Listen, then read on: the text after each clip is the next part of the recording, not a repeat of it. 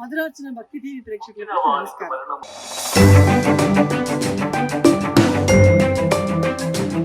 ఈరోజు జగ్గేపేట తిరుమలగిరిలో ఉన్నాము. ఇక్కడ విశిష్టత ఏంటంటే వెంకటేశ్వర స్వామి. ఇక వెంకటేశ్వర స్వామి అన్ని చోట్ల కూడా ఎక్కడో కొండల మీద గుట్టల మీద వెలుస్తారు కదా, ఇక్కడ కూడా అట్లే వెలిచారు. కాకపోతే పుట్టలో వెలిసినటువంటి వెంకటేశ్వర స్వామి. ఈ గుడి చరిత్ర ఏంటి, ఈ గుడి యొక్క గొప్పతనం ఏంటి అనేది మనం లోపలికి వెళ్ళి తెలుసుకుందాం. ఈ గుడి ప్రాంగణం చూడండి, ఎంత ఎత్తులో వెలిచారు.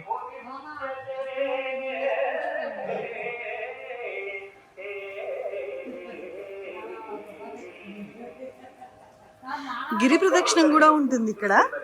అది ఎలా అంటే నేను మీకు చూపిస్తాను. యాక్చువల్లీ ఇలా రావచ్చు నడుచుకుంటూ కూడా, కానీ మేము కార్లో వచ్చేసాం పైకి. సో ఇది ఈ గిరి చుట్టూ ప్రదక్షిణం చేస్తే చాలా మంచిదట. ఫైనల్లీ గుడి దగ్గరికి వచ్చేసాం. ఇక ఈ గుడి యొక్క విశిష్టత ఏమిటి, ఆ స్వామివారి దేవస్థానం గురించి మరిన్ని విషయాలను తెలుసుకుందాం.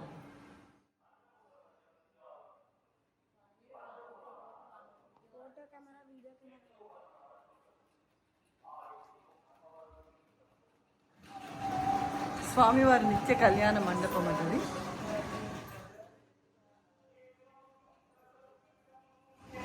ఇక్కడ చూడండి, దశావతారాలు వేశారు. మత్స్య అవతారం, కూర్మ అవతారం, వరాహ అవతారం, నరసింహ అవతారం, వామన అవతారం, పరశురామ అవతారం, శ్రీరామ అవతారం,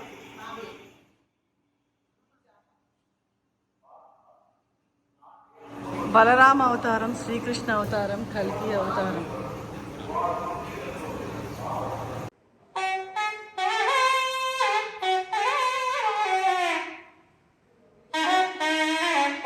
ఇప్పుడు కూడా మనతో అంటారు కదా, ముందుగా వరాహస్వామి దర్శనం చేసుకోవాలి అని. అలాగే ఇక్కడ కూడా వరాహస్వామి దర్శనం అనంతరమే ఆ స్వామివారి దర్శనం చేసుకోవాలి. ఇక్కడ వరాహస్వామి వెలిశారు.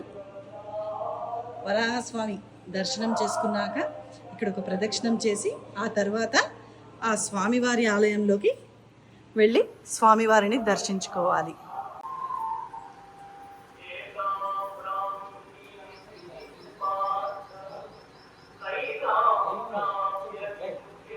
ఇది స్వామివారి పాదాలు అని ఇక్కడ భక్తులందరూ కూడా చెప్తుంటారు.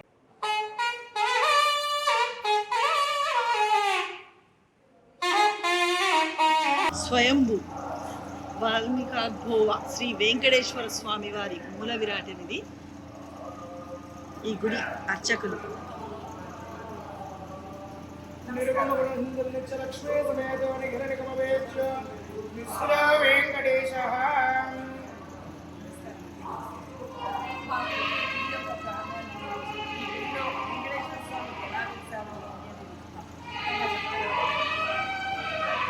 ఓం నమో వెంకటేశాయ.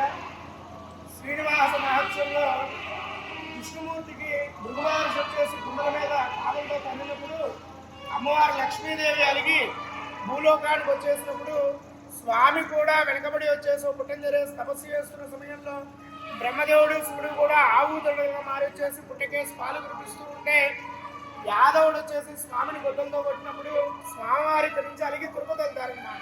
తిరుపతి వెళ్ళిన తర్వాత స్వామివారు మళ్ళీ తిరిగి కొండ మీదకి రావడం కోసం దేవతలు ఋషులందరూ కూడా ఘోర తపస్సు ఆచరించగా స్వామివారి శంఖచక్రాలతో విగ్రహ రూపంగా తిరిగి వస్తారు, మానవ రూపంలో. అయ్యా వచ్చేది కలియుగం కదా, అన్ని దోషాల కన్నా ప్రమాదకరమైనది కలిదోషం కాబట్టేసి మేము ప్రతిరోజు కూడా అర్చన అభిషేకం చేసుకోవడానికి అనువుగా ఉండేటువంటి రూపాన్ని మాకు ప్రసాదించండి స్వామి అని వేడుకోగా స్వామివారు తపస్సు చేసినటువంటి మట్టి పుట్టని రాతి పుట్టగా నలుచుకొని పుట్టకుండేటువంటి ఒక కోవలు ఉంటాయి కదా, పాము పేరంటారు, వాటిల్ని నామాలుగా చేసుకొని వెళ్తారు ఇక్కడ వెంకటేశ్వర స్వామి. అందుకనే అన్ని దేవాలయాల్లో ఉన్నట్టు ప్రత్యేకంగా విగ్రహం కానీ రూపం కానీ ఆకారం కానీ ఉండదండి. మొత్తం మనకు కనిపించేదంతా కూడా పుట్ట అయినప్పటికీ స్వామివారి పుట్టలో కూర్చొని నామ రూపంలో దర్శనమిస్తారు. కళ్ళు ముక్కు నామం మీసం పెట్టిందే వెంకటేశ్వర వారి నామం. మిగతా పుట్ట నుండి ఎర్రగా కనిపించేవన్నీ కూడా నామాలు. మొత్తం కూడా 12 నామాలు ఉన్నాయి ఇక్కడ వెంకటేశ్వర వారికి. ఇన్ని నామాల వెంకటేశ్వర స్వామి అంటారు అన్నమాట. ఇక్కడ స్వామివారి విశేష ఉదయం 6 నుంచి సూర్యాస్తమయం సాయంత్రం 6 గంటల వరకు మానవులు మనవర్చంలో అభిషేకాలు మన పూజలు మనం చేస్తూ ఉంటాం.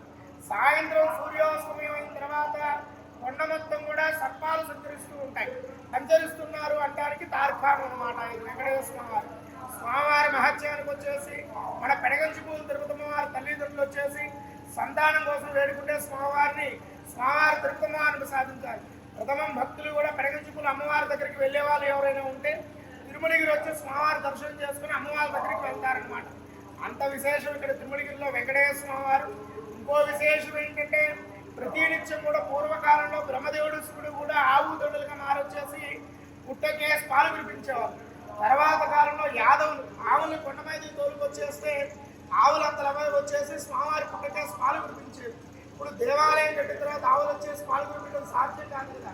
అందుకని చెప్పేసి ఇప్పటికీ కింద దోషాల నుంచి యాదవులు ఆవు పాలు తీసుకొచ్చేస్తే ప్రతిరోజు కూడా స్వామివారి పుట్టంతా కూడా అభిషేకం చేస్తాం. స్వామివారి పుట్టకి బాలాభిషేకం అయిన తర్వాత కళ్ళగా కనిపించేదంతా కూడా నామం, మనం బొట్టు పెట్టుకునేటువంటి సింధూరం అన్నమాట, నామం అన్నమాట. ఎర్రగా కనిపించేదంతా కూడా గంధ సింధూరం. అభిషేకమైన వెంటనే స్వామివారి చల్లదనం కోసం పుట్ట మొత్తం కూడా అలంకారం చేస్తారు అన్నమాట ఇక్కడ వెంకటేశ్వర స్వామి.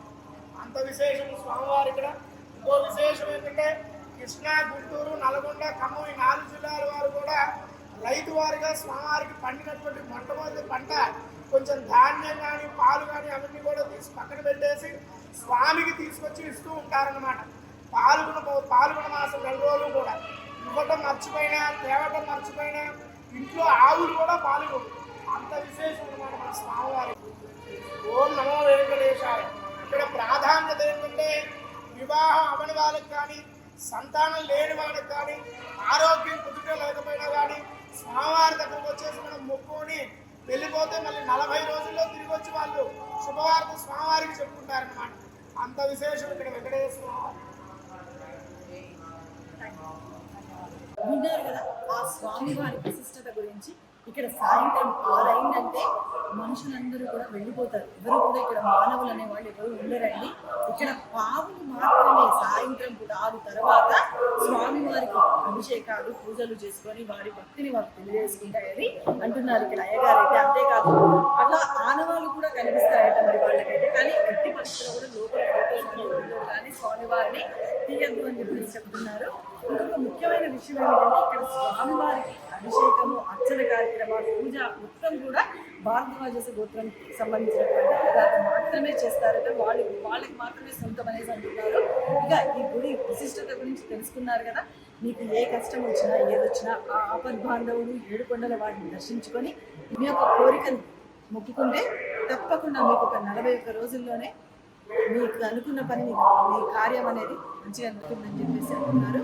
మరి మీరు గట్టిగా ఏదైనా నమ్ముకుంటే సంతానం కోసం కానీ ఉద్యోగం కానీ ఏదైనా సరే మీ పని ఆరోగ్యాలతో అందరూ మంచిగా ఉండాలి. సెలవు తీసుకుంటాం.